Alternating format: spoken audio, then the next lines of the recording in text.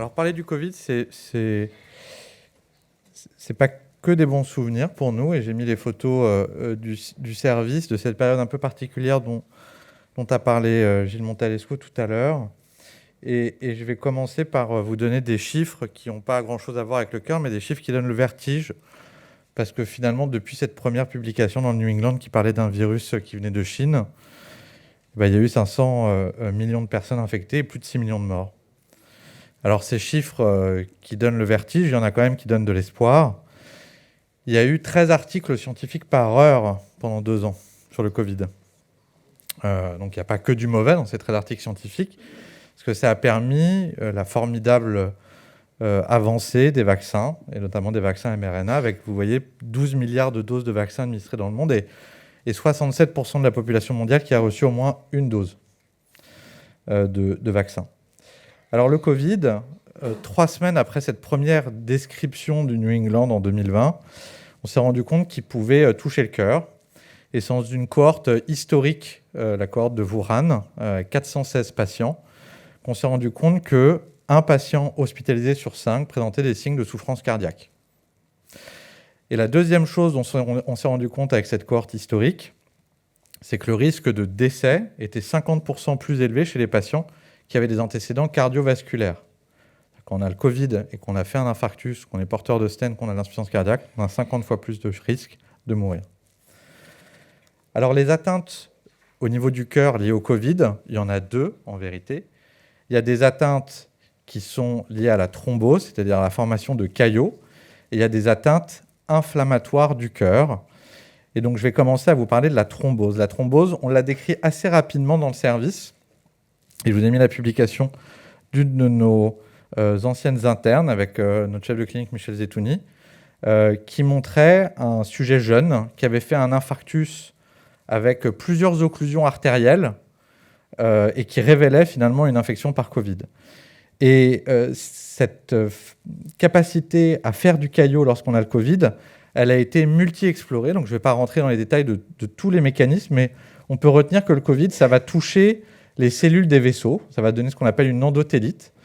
Et puis, en faisant de l'inflammation, ça va favoriser la formation de caillots, que ce soit dans les veines, et donc ça donne des phlébites, des embolies pulmonaires, ou dans les artères, ça donne des AVC et des infarctus. Alors, ce qu'on a constaté avec le Covid, c'est qu'il y avait, pendant notamment la première vague, une augmentation de la mortalité cardiovasculaire. Et vous voyez en rouge, c'est à New York, en 2020, le pic de mortalité pour cause cardiovasculaire, et en bleu, c'était l'année 2019.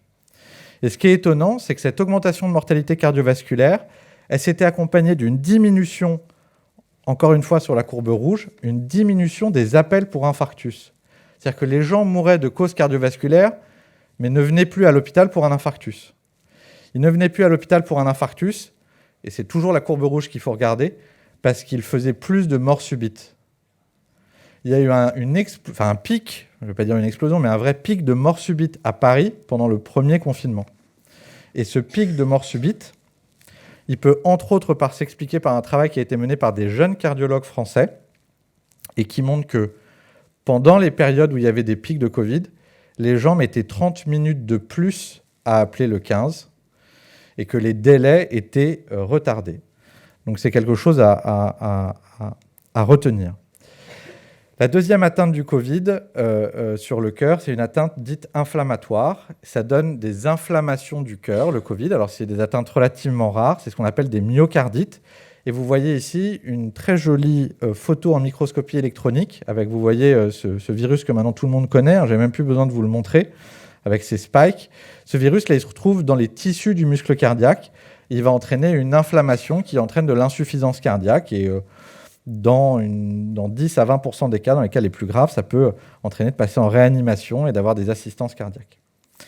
Alors, à côté de ces myocardites, il y a quelque chose qui est une description française d'abord, par l'équipe de Necker, qui avait, je ne sais pas si vous vous en souvenez en 2020, dit « Attention, il y a des enfants qui sont hospitalisés et qui présentent ce qu'on appelle une maladie de Kawasaki. » En fait, cette maladie de Kawasaki, on l'a après appelée syndrome inflammatoire multisystémique pédiatrique.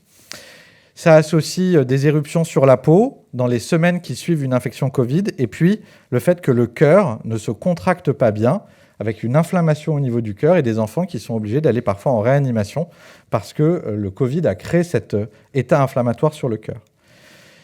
On a décrit à la Petit-Salpêtrière, avec l'équipe d'action, l'équipe de réanimation, la première série mondiale de ces syndromes inflammatoires multisystémiques chez l'adulte. Et je vous montre le premier travail en bas à droite de Marc Pinton de Chambrin, qui est un réanimateur dans notre institut de cardiologie, qui montre comment on peut différencier et stratifier sur la base de marqueurs très pointus ces différents patients entre syndrome inflammatoire, vrai myocardite. Et donc, c'est des outils qui pourraient nous aider au quotidien à mieux les diagnostiquer, à mieux les traiter. Vous dire que pour cette maladie, qui est une maladie, les myocardites, un peu orpheline en France, avant le Covid, en fait, parce que ça touchait 400 personnes par an à Paris, pour vous donner une idée, et grâce finalement à votre soutien et à votre générosité, parce que ça provient de dons, on a pu financer la première cohorte mondiale prospective avec de la génétique, du biobanking, dans cette maladie inflammatoire du cœur. Ça s'appelle l'étude Amphibia. Et dans cette étude Amphibia, on va faire de l'immunologie, de la génétique, et on va pouvoir mieux traiter, je l'espère, les patients. Donc encore une fois, merci pour cela. Le dernier point, c'est vous dire que ce n'est hélas pas terminé. J'aurais pu vous dire le Covid, c'est derrière nous, mais quand vous regardez l'incidence des cas en France avec, vous savez, de nouveaux variants, et là, on a le BA4, le BA5, on a plus 50% de cas en France en 7 jours, plus 6% d'hospitalisation sur 7 jours, et surtout un taux de reproduction qui est à 1,35, c'est-à-dire que quand vous êtes contaminé, vous contaminez en moyenne 1,3 personnes. Et donc le meilleur moyen pour prévenir tout ça, c'est encore de se faire vacciner. Je vous montre la courbe en jaune, c'est les patients non vaccinés qui rentrent en hospitalisation conventionnelle ou en soins critiques. En bleu et en rouge, c'est les patients vaccinés avec ou sans rappel. Je vous remercie beaucoup pour votre attention.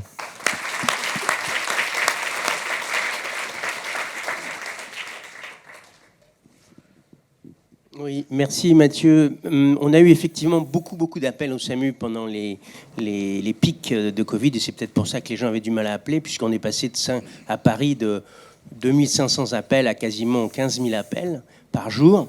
Donc vous imaginez bien que les gens avaient du mal à appeler. Bon, ma question, c'est qu'on a beaucoup de jeunes qui appellent, encore maintenant, pour des douleurs thoraciques ils ont un bilan, ils sont envoyés à l'hôpital. C'est ni une thrombose, ni une inflammation, ou alors pas une myocardite. Et ma question, c'est un bilan normal, alors qu'il y a beaucoup de gens jeunes qui ont le Covid et qui se plaignent d'une douleur thoracique. Ouais, alors tu as raison. Il y a deux cas de figure. Il y a les patients qui ont les douleurs thoraciques pendant l'infection Covid, et ça, c'est assez fréquent, et c'est difficile de faire la part des choses entre les sensations parfois d'oppression et difficulté de respirer et d'authentiques douleurs.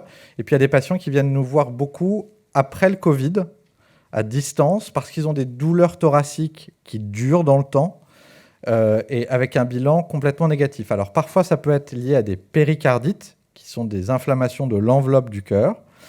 Et puis, parfois, malheureusement, on ne trouve pas de cause, et je n'ai pas de bonne réponse à te donner. L'expérience montre que ces douleurs sont quand même de bons pronostics et évoluent dans le temps favorablement. Juste, aussi bien pour les patients que pour les docteurs, est-ce que tu peux nous rappeler si on a le droit de refaire un rappel de vaccin si on a eu une myocardite? C'est-à-dire, pas nécessairement une myocardite liée au Covid, mais si on a fait une myocardite liée à un autre virus, est-ce qu'on peut quand même se faire vacciner? Et si oui, quand? Alors, si on a un antécédent de myocardite qui n'est pas lié au Covid, et que cet antécédent date de plus de 6 mois, il n'y a pas de problème pour se faire vacciner.